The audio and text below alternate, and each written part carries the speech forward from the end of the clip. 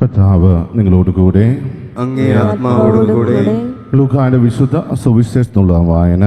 കർത്താവേ, അങ്ങേക്ക് മഹത്വം. അപ്പോൾ ഈശോ തന്റെ ശിഷ്യന്മാരോട് അരുൾ ചെയ്തു, സൂര്യനിലും ചന്ദ്രനിലും നക്ഷത്രങ്ങളിലും അടയാളങ്ങൾ പ്രത്യക്ഷപ്പെടും. കടലിൻ്റെയും തിരമാലകളുടെയും ഇരമ്പൽ ജനപദങ്ങളിൽ സംഭ്രമം ഉളവാക്കും.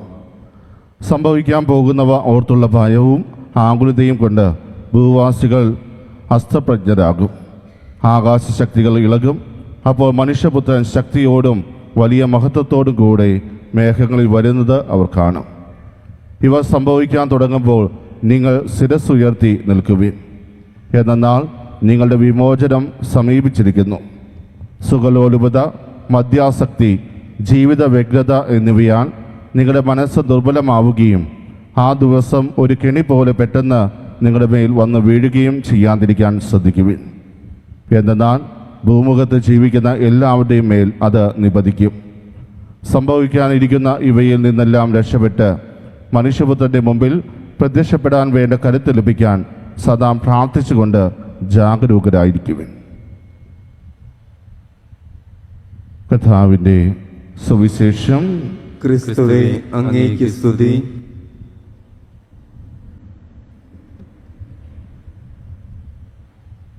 വിശ്വാനിത്രി സ്നേഹമുള്ളവരെ, ആരാധനാക്രമ മത്സരത്തിലെ പ്രഥമ കാലമായ ആഗമന കാലത്തിലെ ഒന്നാം ഞായറാഴ്ചയിലേക്കാണ് നാം ഇന്ന് പ്രവേശിച്ചിരിക്കുന്നത്. 4 ആഴ്ചകളായിട്ടാണ് ഈ ആഗമന കാലം ക്രമീകരിച്ചിരിക്കുക.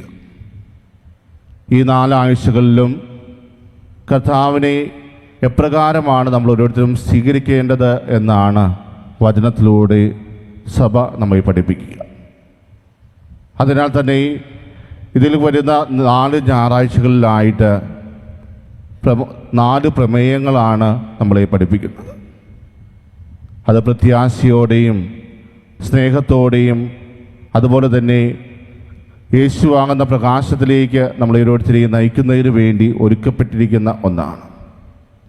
അതിലേറ്റവും പ്രധാനമായി നിൽക്കുന്നത് നമ്മളോരോരുത്തരും പ്രാർത്ഥനയിലും അതേപോലെ തന്നെ നീതിയിലും സദാ ജാഗരൂകരായും ഒരുക്കത്തോടെ കർത്താവിനെ സ്വീകരിക്കുവാൻ തയ്യാറാകണം എന്നുള്ളതാണ്.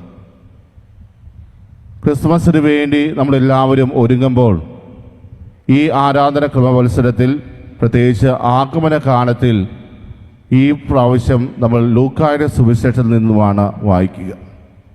എന്നാൽ ആദ്യ ഞായറാഴ്ചയായി ഇന്ന് കർത്താവിൻ്റെ 2ാമത്തെ വരവിനെക്കുറിച്ചാണ് നമ്മൾ ആദ്യം ചിന്തിക്കുന്നത്. തുടർന്നുള്ള ആഴ്ചകളിൽ കർത്താവിൻ്റെ വരവിനെക്കുറിച്ച്, ക്രിസ്മസിനെ കുറിച്ചാണ് നമ്മൾ കൂടുതലായിട്ടും ചിന്തിക്കാൻ പോകുക.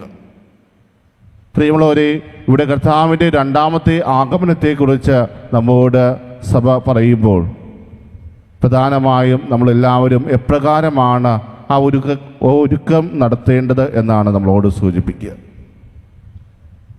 ജാഗരൂകരായി നമ്മൾ സദാ ഒരുങ്ങിയിരിക്കുവാൻ കർത്താവ് നമ്മോട് ആഹ്വാനം ചെയ്യുമ്പോൾ അതിനു മുമ്പ് സംഭവിക്കാൻ പോകുന്ന ഒത്തിരിയേറെ അടയാളങ്ങളെക്കുറിച്ച് പറയുന്നുണ്ട്.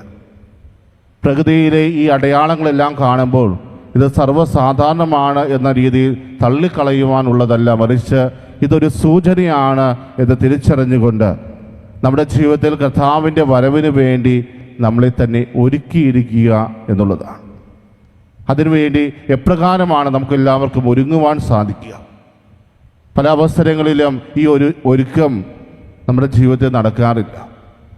കാരണം കർത്താവിൻ്റെ 2ാമത്തെ വരവ് വൈകും എന്ന ഒരു ചിന്തയിൽ നമ്മളെല്ലാവരും അലസരായി മാറുക സ്വാഭാവികമായ ഒരു കാര്യമാണ്. അങ്ങനെയുള്ള ഒരു അലസത നമ്മുടെ ജീവിതത്തിലേക്ക് കടന്നു വന്നു കഴിഞ്ഞാൽ ഒരു വലിയ കെണി പോലെയായിരിക്കും ആ ദിവസം നിങ്ങളുടെ മുമ്പിലേക്ക് കടന്നു വരിക എന്നാണ് ഇന്നത്തെ സുവിശേഷത്തിൻ്റെ അവസാന ഭാഗം നമ്മളോട് പറയുന്നത്.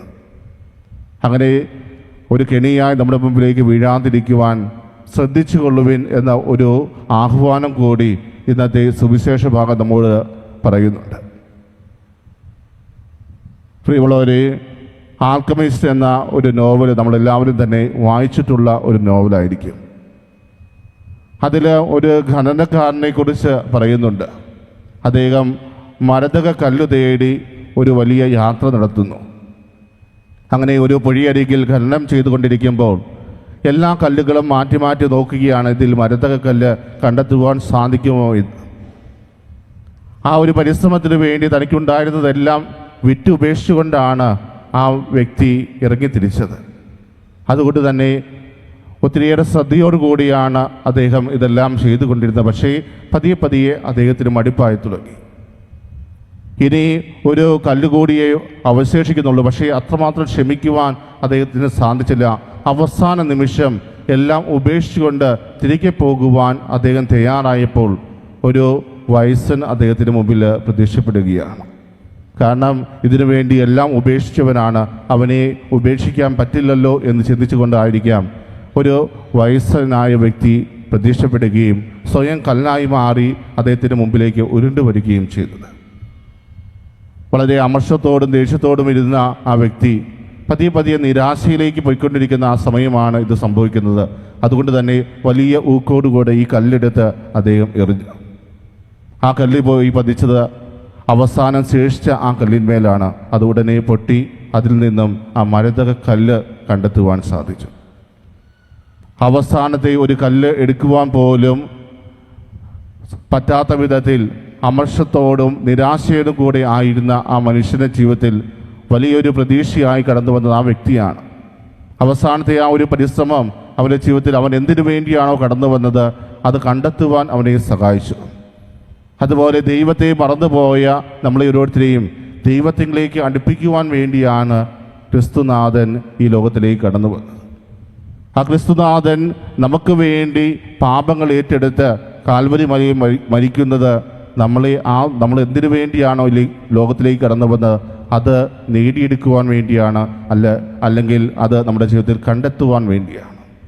പ്രിയമുള്ളവരെ, എന്നാൽ പലപ്പോഴും നമ്മൾ ആ ഒരു കണ്ടെത്തൽ നടത്തിയോ എന്ന് ചോദിക്കുന്നത് വളരെ നല്ലതാണ്. എന്തിനു വേണ്ടിയാണോ ഞാൻ ഈ ലോകത്തിലേക്ക് കടന്നു വന്നത് അത് നേടിയെടുക്കുവാൻ എനിക്ക് സാധിക്കുന്നുണ്ടോ? എൻ്റെ ജീവിതത്തിൽ ഞാൻ അന്വേഷിക്കുന്നത് കർത്താവിലുള്ള രക്ഷയാണെങ്കിൽ ആ കർത്താവിനെ സ്വന്തമാക്കുവാൻ എനിക്ക് സാധിക്കുന്നുണ്ട്. ആ കർത്താവിൻ്റെ വരവിന് വേണ്ടി ഞാൻ എപ്രകാരമാണ് എന്നെ തന്നെ ഒരുക്കുന്നത്? ഏത് നിമിഷം വേണമെങ്കിലും കർത്താവിൻ്റെ വരവ് സംഭവിക്കാം എന്ന പ്രതീക്ഷയിൽ അല്ലെങ്കിൽ ആ ഒരു പ്രത്യാശയോടെ നമ്മൾ ജീവിക്കുമ്പോൾ എപ്രകാരമാണ് അതിനായി നമ്മുടെ ഓരോരുത്തരും ജീവിതത്തെ നമ്മൾ ക്രമീകരിക്കുന്നത്? പലപ്പോഴും വളരെ അലസമായി നമ്മുടെ ജീവിതത്തെക്കുറിച്ച് യാതൊന്നും ചിന്തിക്കാതെ നമ്മൾ ചെയ്യുന്ന പാപത്തിൻ്റെ വഴികളിൽ തുടരുവാനാണ് നമ്മൾ പലപ്പോഴും പരിശ്രമിക്കാറുള്ളത്. നമ്മുടെ പാപകരമായ ജീവിതത്തെക്കുറിച്ച് പൂർണ്ണമായ ബോധ്യമുണ്ടായിട്ടും ആ പാപഭാരങ്ങളൊന്നും മാറ്റിവെക്കുവാൻ നമ്മൾ തയ്യാറാകുന്നില്ല. അതേസമയം തിരുസഭ ഈ ആഗമന കാലത്തിൽ നമ്മോട് പറയുന്നു, നിങ്ങൾ സദാ ജാഗരൂകരായി പ്രാർത്ഥിച്ചൊരുങ്ങിയിരിക്കുവേൻ. ക്രിസ്തുവിൻ്റെ വരവ് ആഘോഷിക്കുവാൻ വേണ്ടി ഒരുങ്ങുന്ന ഈ വേളയിൽ പ്രിയമുള്ളവരെ നമ്മൾ ചെയ്യാനുള്ളത് ആ ഒരു ഒരുക്കമാണ്. ജാഗരൂകരായി ഒരുക്കമായിട്ടിരിക്കുക. ഇന്നത്തെ സുവിശേഷത്തിൻ്റെ അവസാന ഭാഗവും പറയുന്നത് ഇതല്ല.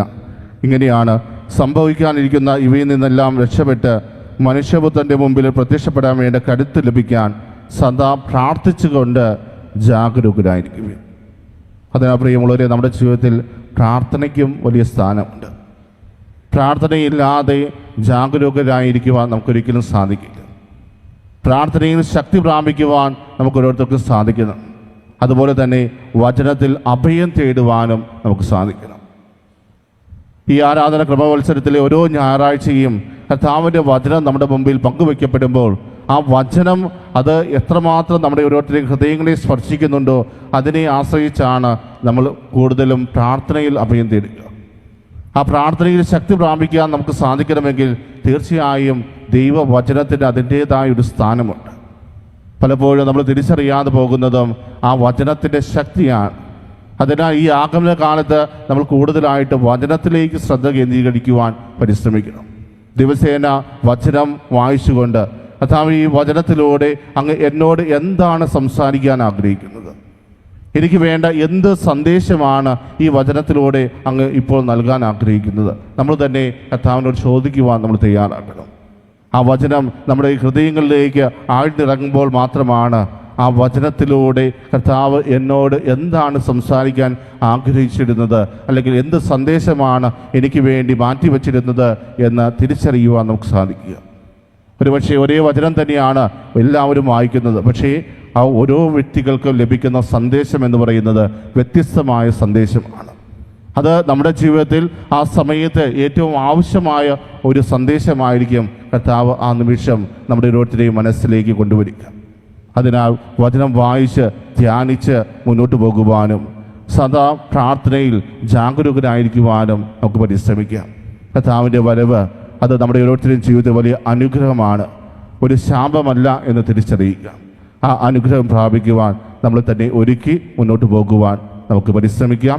സർവശക്തനായ ദൈവം നമ്മെ ഓരോരുത്തരെയും സമൃദ്ധമായിട്ട് അനുഗ്രഹിക്കട്ടെ. ആമീൻ.